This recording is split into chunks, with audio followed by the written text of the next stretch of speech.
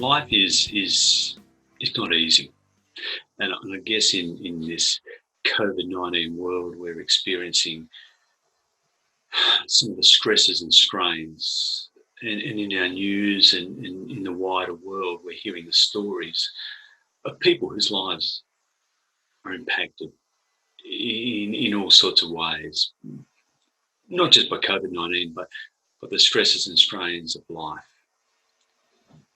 I want you to think about those moments in your own life when things have not been easy or are not easy now. And I suppose I'm particularly thinking of the areas of grief and loss and uncertainty, despair that we all experience.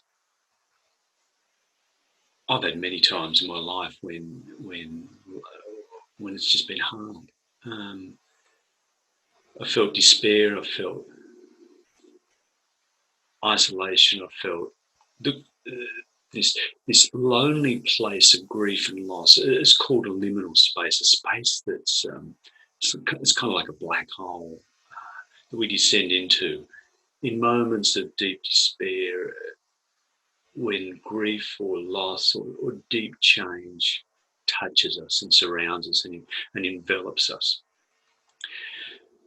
Amongst the many experiences I've had, I guess the one that probably was the deepest and most impacting was the death of my mother when I was in my mid-20s.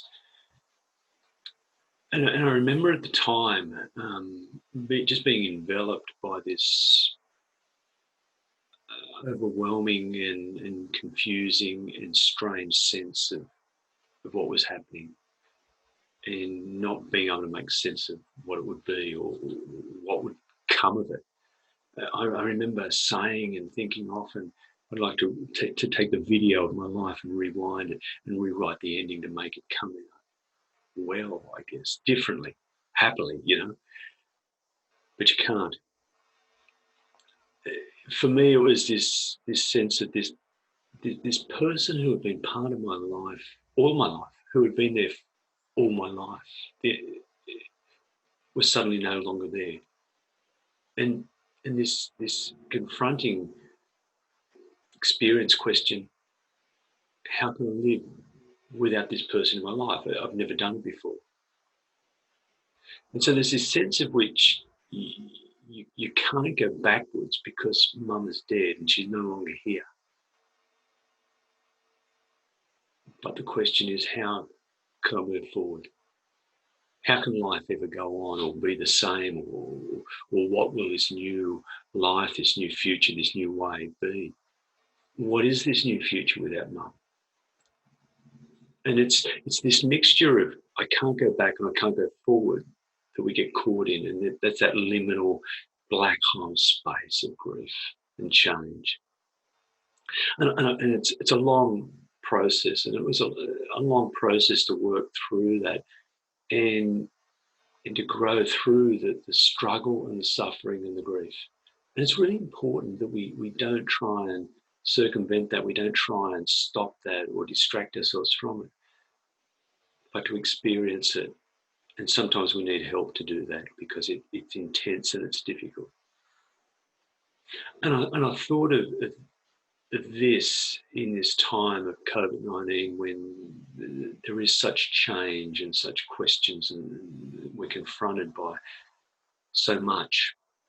And our world is changing in so many different ways we can't comprehend, not just because of COVID-19, because it changes so immense and all around us. Technological change, the change that comes through the digital revolution, the transportation revolution of the last 50 years, I suppose. Communications.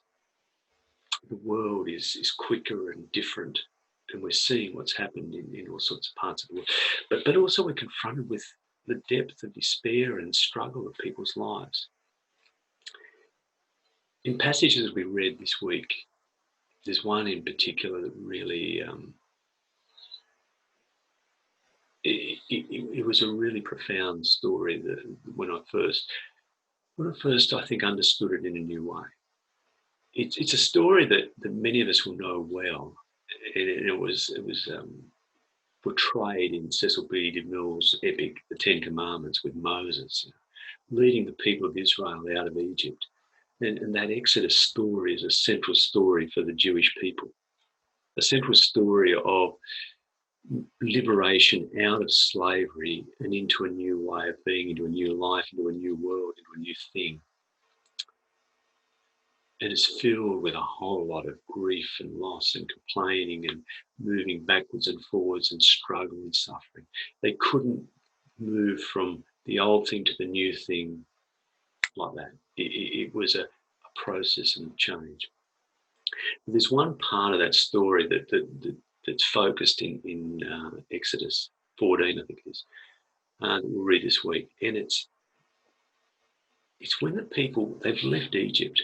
There's been the plagues and all that bits and pieces. And finally, Moses is given permission to go, just get out of here from the Pharaoh. In a moment, his own despair, I suppose. And so the people are ready and they take whatever they can carry and they go and they journey on foot. And they travel. They're traveling towards this holy mountain, Mount Sinai. That's where they're headed for. To worship God, their God, Yahweh, on the mountain. And they travel by foot days through, I guess, wilderness. And there's complaining, suddenly they're confronted with, well, back there in Egypt, we had homes to live in, somewhere to sleep at night. We had food on the table. Life was hard and slavery was horrible, but there's some sense of stability and security. We don't have that now. And I guess we feel that in our own lives, don't we? That sometimes our state of stability and security, our sense of control and order is rocked and we don't know where we're going or what's happening. And we long for the order that was, the way it used to be. And sometimes our memories of the way it used to be are better than the reality, I guess. Anyway, they wish they could go back to Egypt. And then one day they look back and they see the dust clouds behind them. And the dust clouds are the dust of the Egyptian armies, the horses and chariots of the army. And they suddenly realize that they cannot go back. They can't go back. But then they look forward and they don't know how they can go forward either. And then before them on this day is a body of water. It's the Red Sea, And they can't get across. It's too broad, it's too deep, it's too treacherous. They're caught between the what was and the what will be. And they don't know how they can go from one to the other. They're caught in this liminal space. And Moses cries out to God, help us, save us. And God says, I want you to take a staff and touch the water. This is, this chub nest and Cecil B. DeMille's, very dramatic. And the waters part. You see it in this, before the computer generated graphics on this stuff, these borders part. And the people walk through. And the Egyptian armies are catching up. And they enter into this dry space between the waters, And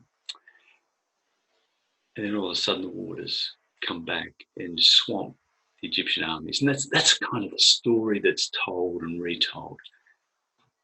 We actually don't know what happened or how it happened. I mean, people have tried to prove it this way and that way.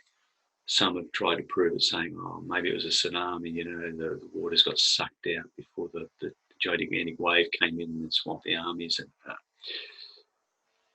I don't think it's about that. I don't think that the Jewish writers are trying to tell us a historical, this is how it happened. What they're trying to explain is this thing that happens between the what was and the what will be, where we're caught between this place where we can't go back and we can't go forward. We can't even imagine what the future is. And we're caught. And then suddenly, one day, we discover we're in a new place. And somehow it's okay. That's what I found, I suppose, with Mum's death.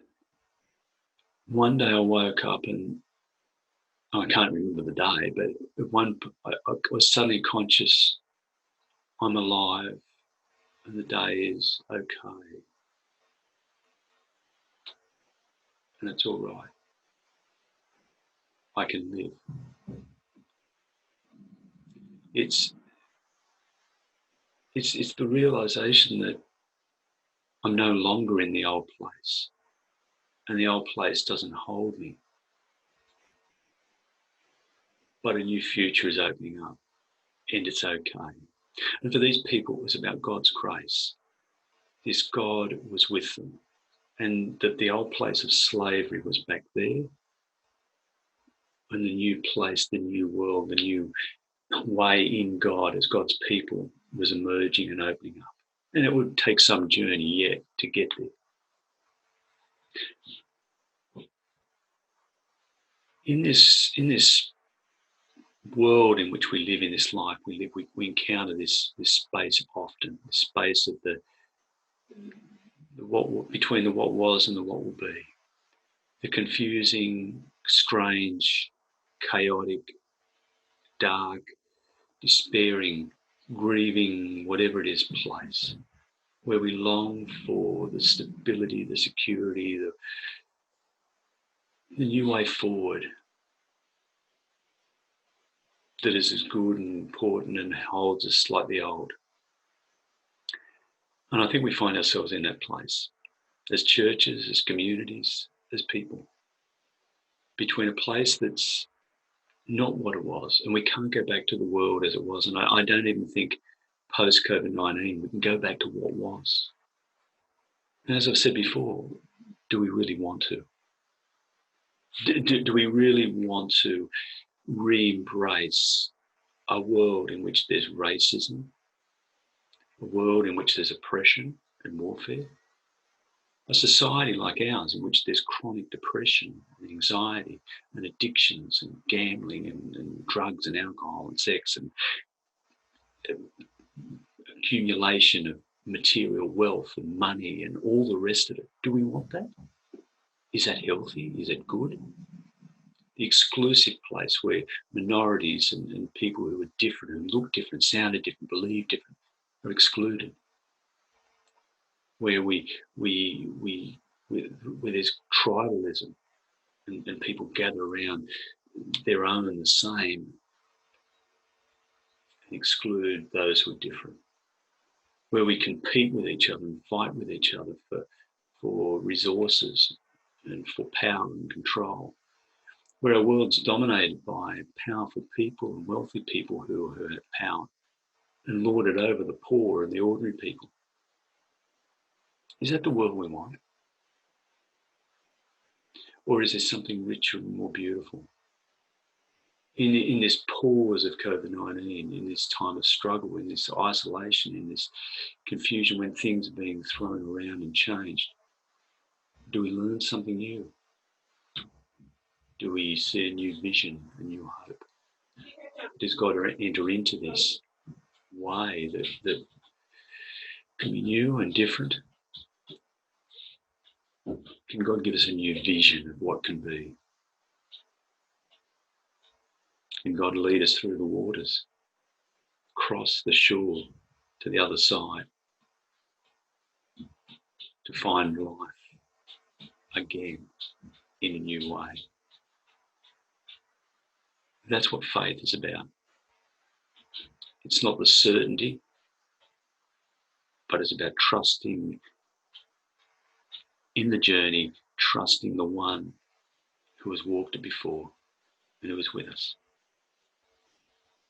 And it's going to take a lot of courage and a lot of faith and a lot of strength and a lot of working together of community that's inclusive and strong, holding one another, letting go of some of the values and culture and stuff that holds us back. so that we can find the freedom and liberation in God, like those people of Israel, or those Hebrew people that were in Israel then. The Hebrew people who let go of the slavery in the old way, grumbling and whinging and complaining and despairing, until they found the hope and the life in God and learned to trust and live by faith. Let's share that journey together and go where God calls us and leads us. Amen.